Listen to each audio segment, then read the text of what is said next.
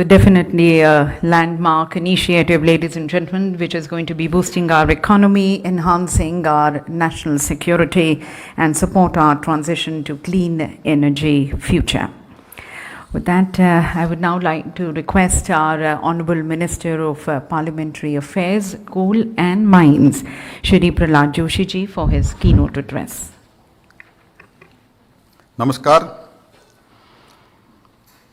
Ambassador of Argentina to India, High Commissioner of Australia, Deputy Head of Delegation of EU Embassy, Energy Unit Chief US Embassy, Deputy Executive Director IEA, Executive Director IESA, Shri Kantarao, Secretary Mines, and Abhay Thakur, Second Sherpa G20, and all other representatives who have gathered here from the various department and the ministries. I welcome you to all for this function and also the first launch of the critical minerals. Greetings to the attendees of this outreach program. Other than G20 delegates, we are also joined today by the officials from the several ministries such as External Affairs, Power, New and Renewable Energy, Petroleum and Natural Gas, Steel, Commerce, Industries and Heavy Industries. I also welcome the dignitaries who have joined us today from the various government organizations, PSUs, industry stalwarts, and the representatives from the leading media houses. It fills our heart with the immense pride that the message of one earth, one family, one future has resonated strongly with all the participating nations. Under the Prime Minister Shri Narendra Modi, India has not only presided over the successful summit, but also championed the voice of the global South. I am proud that India has called for strengthening the G20 cooperation amid the ongoing geopolitical events unfolding before our eyes. Together, we have the power to give direction to a new world that is shaping up quickly, aided by new technologies such as artificial intelligence, quantum computing and critical minerals, ushering the new era of scientific technological progress. Therefore, at this apt platform of G20 outreach program, we are launching India's first ever auctions of the critical and strategic minerals. I am very happy that today the country has taken a leap in the domain of sustainable mining to promote the clean energy technologies. This is the first time in India the government has shown such a stellar resolve to promote the sustainable mining. With today's launch of 20 blocks of the critical and strategic minerals will be auctioned across the Indian states of Bihar, Chhattisgarh, Gujarat, Jharkhand, Odisha, Tamil Nadu, Uttar Pradesh and Jammu and Kashmir.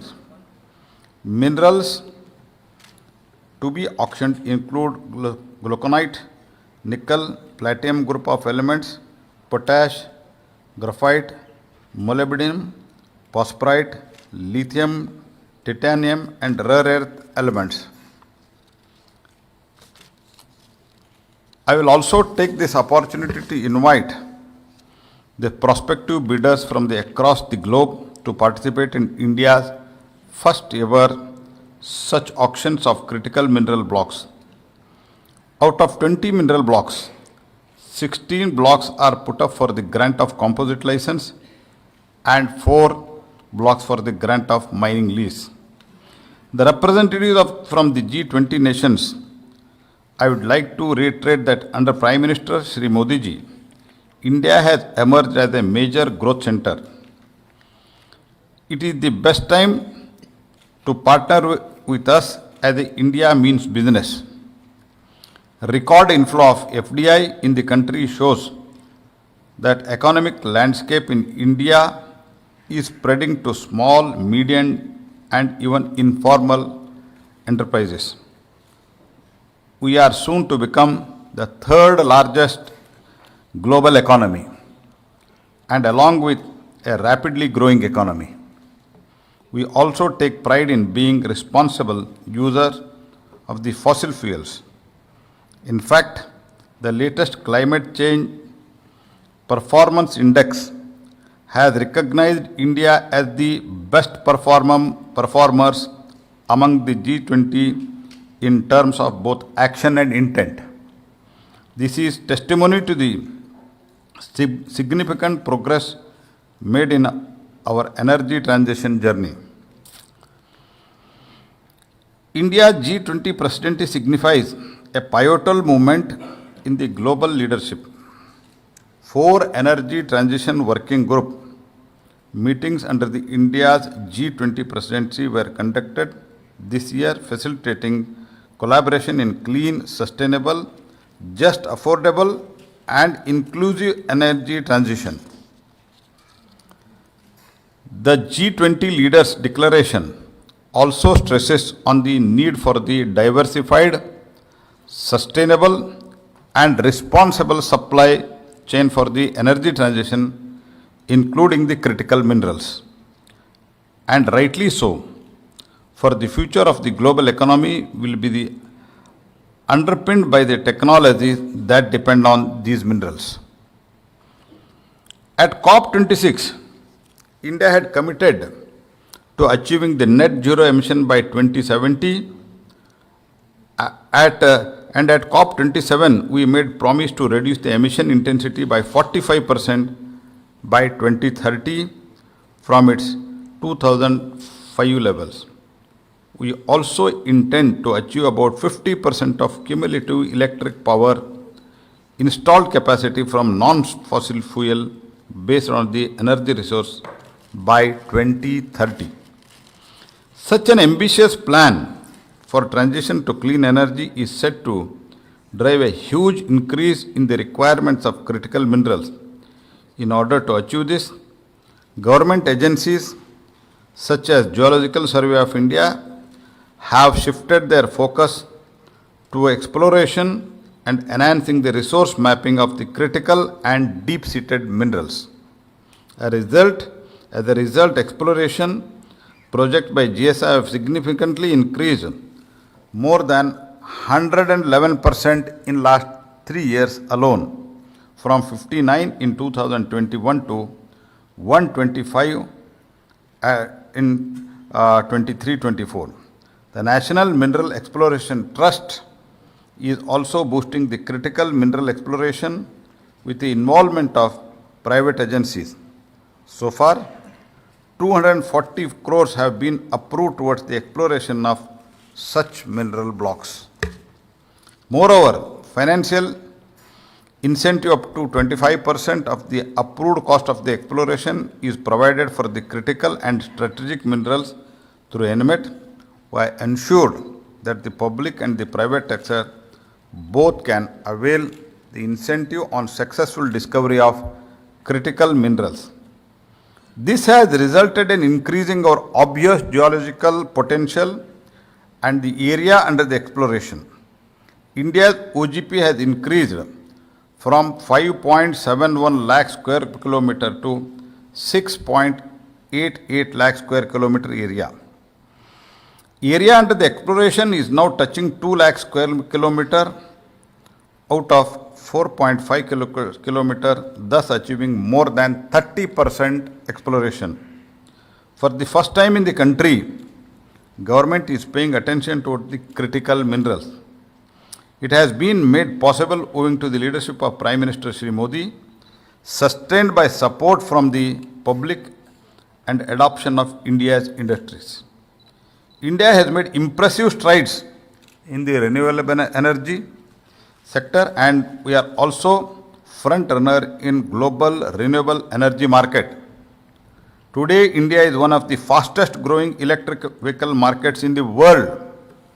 The rise of demand of electric cars, wind and solar energy projects, and battery storage system has generated massive demand for these critical minerals.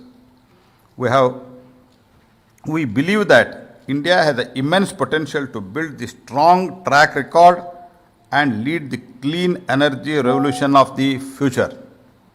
We have undertaken scalable solution to demonstrate this intent to the world. Recently, in August 23, through an amendment in the MMDR Act, 24 minerals were notified as critical and strategic minerals. The amendment confers the power to grant the concession of these minerals to the central government so that central government can prioritize the auction of these minerals looking at the requirements of the country. It is important to mention that the revenue generated from these auctions shall accrue to the state government alone. Though this amendment, a provision has also been made, a new mineral concession, mainly explorations license, exclusive for identified critical minerals, including some deep-seated minerals, to attract the junior mining companies to India. Subsequently, royalty rates of the critical minerals have been rationalized to encourage more participation in the auction. Last month, we specified the royalty rates for the lithium at 3%. For niobium, it is 3% and 1% for the rare earth elements. These steps will boost the auction of these minerals blocks and are in line to reduce our reliance on the fossil fuels. In addition to fortifying the domestic mechanisms, collaborative international efforts through the multilateral and bilateral engagements have been made for constructing a resilient critical minerals value chain. The government under Prime Minister Shri Modi is actively establishing new partnership and alliance exemplified by the India's participation in Mineral Security Partnership (MSP), the Australia-India Economic Cooperation and Trade Agreement (ECTA) to explore the mineral acquisition opportunities. As a pivotal member of the G20, India has proactively undertaken a series of initiatives aimed at strengthening the supply chain of the critical minerals. As you are aware, the Indian presidency of G20 has proposed 4 high-level guiding principles on voluntary basis for accelerating the development of global value chain of the critical minerals.